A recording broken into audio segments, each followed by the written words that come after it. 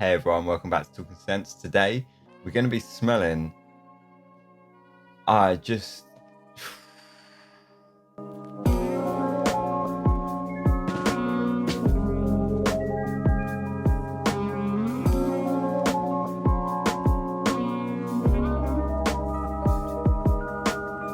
Okay, so today we're going to be smelling Strangers Parfumerie Sombre. Now, before I even start this, this isn't a first impression. I've smelt this sample yesterday. So I'm gonna say everything I say in this video, you might think it's like hyperbole, like, for the lulz. It's really not. Now, the notes in this, right? So I bought this. Basically, I wanted to buy Terror and Magnificence sample by Beaufort, which is the newest Beaufort. So I bought a few other samples whilst I was there, and they were just things that cropped out and have piqued my interest. And this one piqued my interest because it said an example in extreme artistic perfumery, right? And I like something skanky. I like dirt, and I like artistic perfumery. So, and there are a few notes that stood out to me in this. So I'll read you the note listing, right? Okay, so the notes are champagne, jasmine, we're going all right, yeah? Mold, mud, nocturnal animals. So they're the three that that caught my eye, and I thought, that could be nice, like damp, dank, muddy, earthy, dark. That might be really nice. Oris, yeah, okay, that works. It's just gonna make it cold and gothic, and perhaps, yeah. Pus, rose, sweat, and vomit.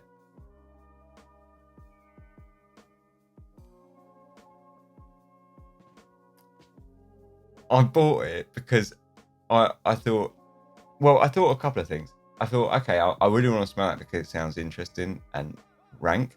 But I also thought, I wonder if it's one of those ones where it's actually not as bad. Like, if you look at each individual part, it's filth. But when you actually spray it as a whole, it comes together and it somehow works, right?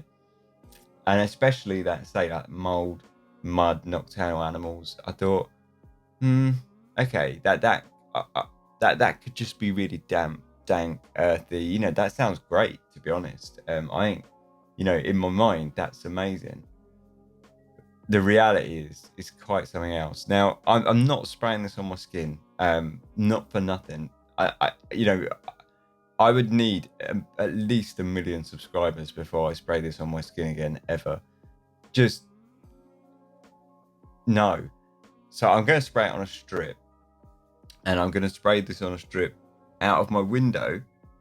And if you think this is, it's like I say, if you think any of this is hyperbole, then I challenge you. This costs £1 from Bloom, or £2 from Bloom Perfumery. Go and pick up a sample, knock yourself out. To give you an example, right? I've got a fish tank. It's quite new. I had an angelfish, and it died. And it died down the back of the tank, and I couldn't find it for like a week. And then I finally found its body, because it's all plants and stuff over the back there. You can't really see it well. I finally found it after about a week, and it hadn't decayed or anything, but it was on its way, I guess. I got it out. The smell of that was not even a patch on the smell of this. That's just to give you some reference, right? So let's go. Anyway, I'm talking way too much. Let's just go. Like I say, I'm spraying this out of my window. And if you think, no, right. I mean, I can smell it from here already, right?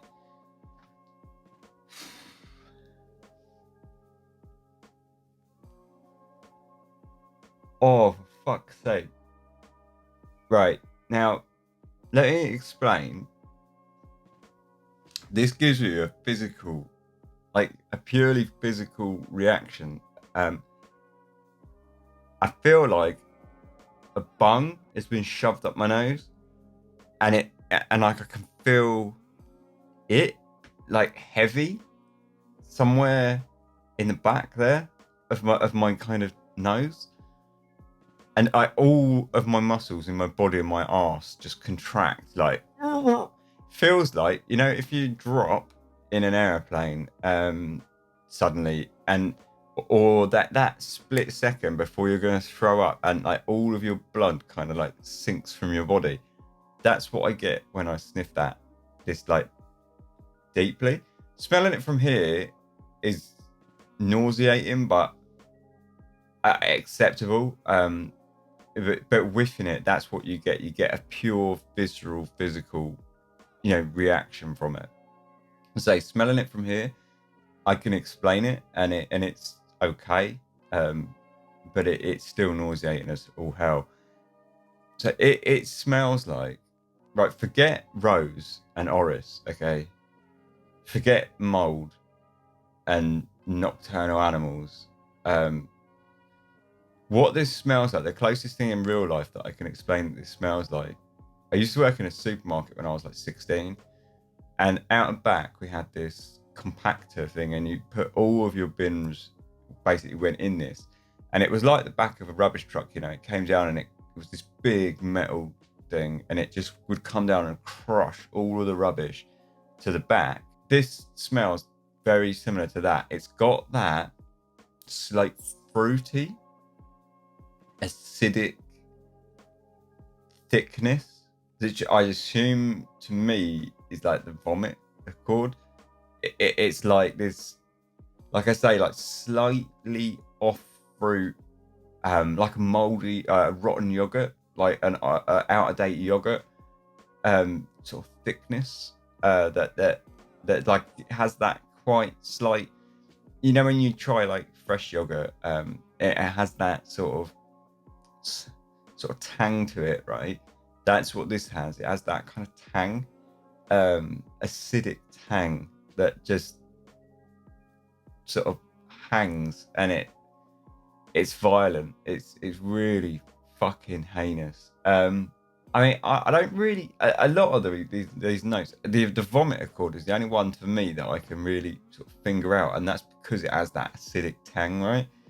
The rest of it, to me, I couldn't really say, oh, that's sweat and that's pus or whatever. I mean, to my mind, I didn't actually think pus smelt of anything, you know. But then you got like nocturnal animals, mud, orris. Like, I don't, mud, maybe. I could say mud is perhaps there a little bit.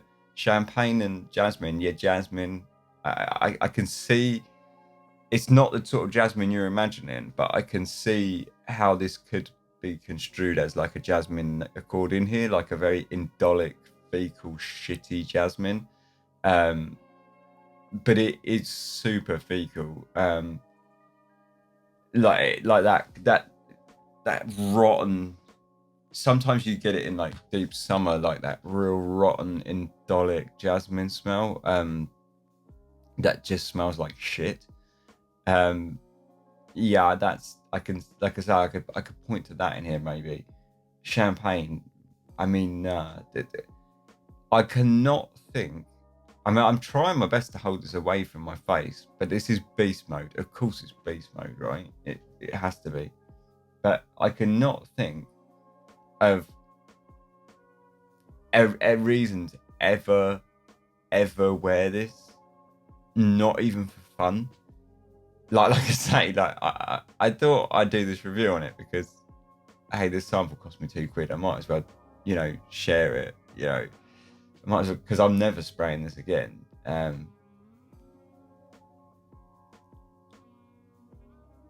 it's just, it's just impossible to describe how fucking disgusting this is. And you might think, oh, if you spray this on skin, it's better. No, it's not. It's just nuclear beast mode, violently rough shit. There is a sweetness in it that could, if you could pull it out, could stand by itself as a scent. I think it smells decent. But it's just so consumed by everything else. It's just absolutely fucking. The video's done. I gotta just throw this in the bin and just never smell this again. The bin outside, mind. I got 3 more from Bloom. A couple of them I will be reviewing. So I also picked up Etat Libre d'Orange. She is an Anomaly, which is a new Eldo frag. It's also disgusting. It's reminded me of when you first spray this, it smells like printer paper. Like, you know, when you get that kind of 1,000 sheets of printer paper in that big brick, and it has that kind of bleached paper. That's what this reminded me of. And then it descends into this sort of floral.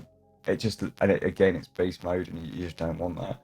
The notes of that are green tangerine, heart, iris, fresh white flower accord, which is persistent.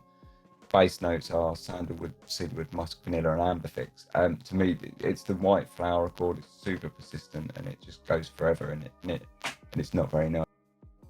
The other one I got was Strangers Parfumerie again. So Fetch. Again, this one, it's like this bright pink bottle, super camp. And I thought it would be this like camp over the top. I mean, the notes are almond, cherry lollipop, civet, cranberry, freesia, honeysuckle, lipstick, musk, neroli, orange blossom, protein bar accord, punch, rose, and sugar. So, you know, I thought it was going to be this over the top synthetic camp fun sort of fragrance, and it is, but it's sort of over the top, super synthetic red berries and cat piss, and I don't like it at all. Like I say, I like a skanky dirty frag, but the civet in this is civet to me. It can be done in a way that I really like, or it can be done in a way that I find really, really disgusting. And in this, it just smells like cat's piss. And it's not nice at all. It doesn't, to be honest, that over the top sweet syntheticness is it's all like sugar and glassy, and I really didn't like it. Which was a shame, because I thought it might be a really fun like frag, but it's rough. Now for plus notes, Terra Magnificence by Beaufort. I will be doing a separate review on this.